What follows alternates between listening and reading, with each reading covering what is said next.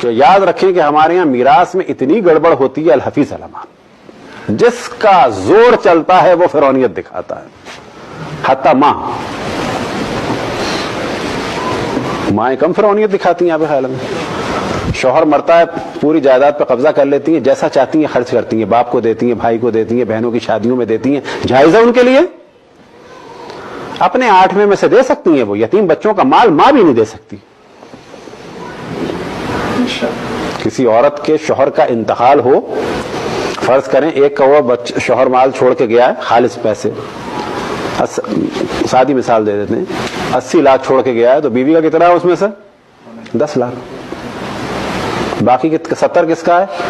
وہ بچوں کا ہے۔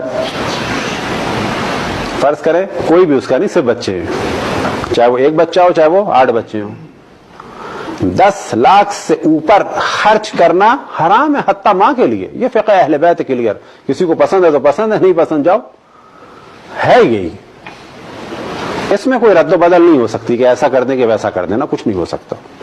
حتی فتویٰ ہے کہ ماں بچوں کے پیسے کو کسی تجارت میں بھی نہیں لگا سکتی جہاں ایک ذرا سا خطرے کا امکان ہے، اگر ڈوب گئے تو کیا کرو گی؟ نہیں لگا سکتی، صرف ایسی جگہ جہاں پہ خطرہ نہ ہو۔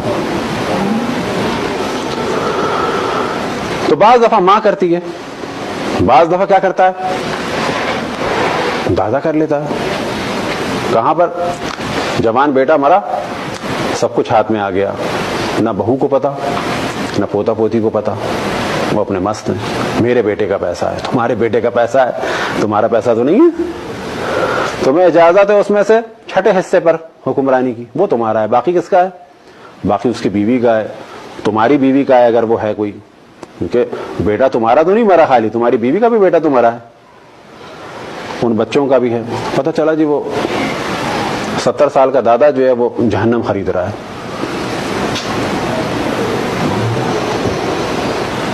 بعض دفعہ یہ کام کون کرتے ہیں؟ بیٹے کرتے ہیں۔ باپ مرا، سب پہ قبضہ کر لیا، ماں کو فقیر کر دیا، عام ہمارے کلچر کا حصہ ہے۔ یعنی کسی کا باپ اگر 8 کروڑ چھوڑ کے گیا ہے تو وہ سب بیٹوں کا ہو گیا نا، 1 کروڑ اس کی ماں کا ہے۔ اماں 90 سال کی، اماں 90 سال کی ہو یا 99 سال کی ہو، تمہارا کیا کام؟ یہ اس کا ہے 1 کروڑ۔ کیا کرے گی وہ؟ پان کھائے گی، کیا کرے گی؟ تمہارا سے کیا تعلق؟ تم کیا کرو گے؟ تم زیادہ کو سمجھا سکتے ہو، 1 کروڑ اس کا ہے، وہ بیٹے قبضہ کر لیتے ہیں، بیٹے قبضہ کر لیتے ہیں۔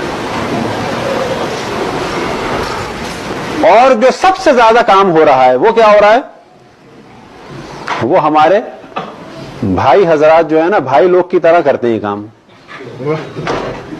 سب سے زیادہ جو ڈاکوؤں والا کام کرتے ہیں ہمارے معاشرے میں، انڈیا پاکستان میں، چاہے وہ سنی ہو، چاہے وہ شیعہ ہو، چاہے وہ سندھی ہوں، بلوچ ہوں یا پنجابی ہوں، چاہے مہاجر ہوں، چاہے وہ ادھر انڈیا کے ہوں اوپر نارتھ کے یا ادھر ساؤتھ کے، سب سے زیادہ جو خیانت کرتے ہیں باپ کے مرنے کے بعد کون کرتے ہیں؟ بھائی۔ پورے بھائی جو ہیں بھائی لوگ بن کے دکھاتے ہیں پیسے کے معاملے میں۔ بہنوں کو ذرا سا گلے لگا کے روتے ہیں، 50 لاکھ کی جگہ بہن کو 5 لاکھ دیتے ہیں، وہ بہن کہتی ہے اللہ ہمارے بھائی کتنے اچھے ہیں، وہ پتہ ہی نہیں 45 لاکھ مار کے بیٹھا ہے۔ یہ ہمارے کلچر کا حصہ ہے، یہ ذہن میں رکھیں کہ اگر آپ میں سے بھی کوئی ایسا ہے کہ جس کا گھر انڈیا پاکستان میں ہے اور آپ کے اختیار میں ہے اور آپ جانتے ہیں، یا تو اس کو خریدیں، چابی ہونے سے نہیں ہوتا کسی کا۔ آپ کو پتا ہے 3 بہنوں کا ہے، ان کو ان کا حصہ دیں، وہ بھی زبردستی نہیں دے سکتے آپ، اگر وہ راضی ہیں تو۔ اگر وہ کہتی ہیں ہم تو نہیں جائیں گے، ہم تو گھر میں رہیں گے، آپ ان کو منع نہیں کر سکتے، ان کے باپ کا گھر ہے۔ اگر وہ راضی ہیں تو مارکیٹ ویلیو پہ ان کو پیسہ دیں اپنے پاس سے، اور اگر وہ یہ کہہ رہی ہیں کہ ہمیں تو پیسہ چاہیے اور آپ کے پاس نہیں ہے، گھر بیچ دیں۔ یہ رونا کہ باپ کی نشانی، باپ کی نشانی، اللہ کا حکم یہ ہے حقدار کو اس کا حق دو، باپ اسی میں خوش ہوگا۔ باپ کو کیا کرنا ہے؟ اینٹوں کو میں نے بنوایا تھا، کس نے بنوایا تھا؟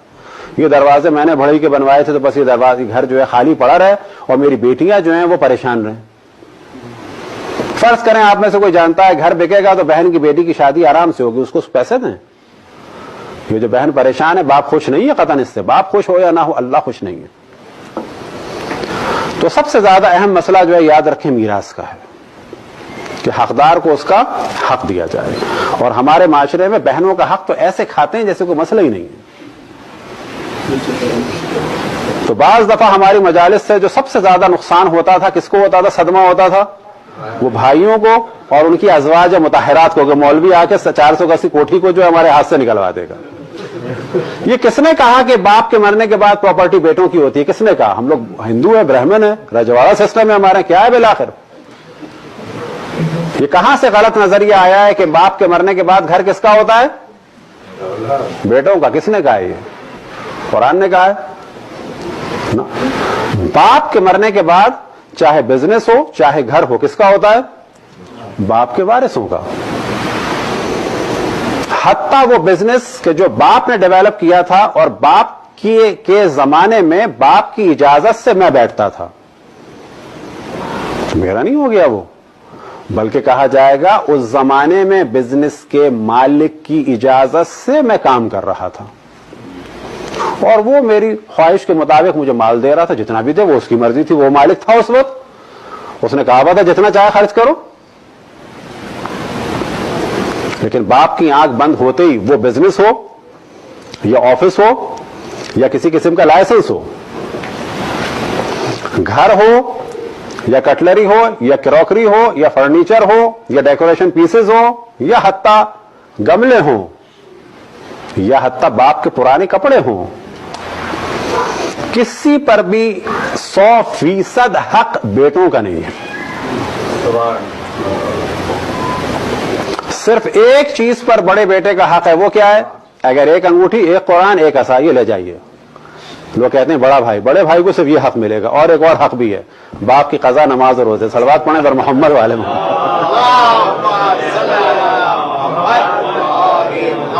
یہ ہے بڑے ہونے کی فضیلت, باپ کی قضا, نماز اور روزے. اس سے بڑھ کے ہے کوئی فضیلت؟ میراث وہی ہے میراث میں سے نہیں ہے, اپنے خود کراؤ. تو یہ جو نظریات ہیں یاد رکھیں بالکل اہل بیت سے ٹکرا رہے ہیں, اور یہ بیان کرنا ہم پر ضروری تھا, ضروری ہے. اور اللہ کا شکر ہے کہ کراچی میں اس کو ہم نے اتنا بیان کیا, کوئی نہیں کہہ سکتا کہ اب اس کو میراث کے بارے میں نہیں پتا. برحمتك يا أرحم الراحمين وصلى الله على محمد وآله الطاهرين.